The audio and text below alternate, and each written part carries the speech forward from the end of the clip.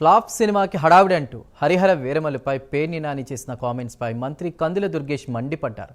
Cinema రిలీజ్కు ముందుగానే judgement ఇవ్వడానికి పైనుంచి దిగొచ్చావా?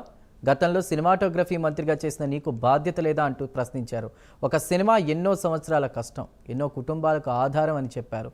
వల్లభనేని వంశీ చనిపోవడం ద్వారా రాజకీయ ప్రయోజనాలు పొందాలని చూస్తున్నారా అంటూ మంత్రి దుర్గేష్ పేర్ని నానిపై ఆగ్రహం వ్యక్తం చేశారు. మంత్రి యొక్క ఆలోచన విధానం ఏ రకంగా ఉందో నాకు తెలియదు, కానీ మరి మానవత్వం ఉందో లేదో నాకు తెలియదు. కానీ ఇవాళ ఒక సినిమా ఒక బాగా హైప్ వచ్చినటువంటి ఒక మంచి సినిమా, లేకపోతే ఒక ఇక్కడ ఉన్నటువంటి మన స్వాతంత్రం కోసం పోరాడినటువంటి ఒక నాయకుడి యొక్క అంశంతో తయారైనటువంటి ఒక సినిమాకి సంబంధించి అది ఫ్లాప్ సినిమా అనేటువంటి మాటని చెప్పాడంటే, ఇవాళ నేను ఒకటే మనవి చేస్తున్నాను, ఒక సినిమా అనగానే నువ్వు మాట్లాడినటువంటి పిచ్చి పిచ్చి ప్రాలాపనలా సినిమా తయారవ్వదు. సినిమా అనేటప్పటికీ దాని వెనక ఎంతోమంది కృషి ఉంటుంది.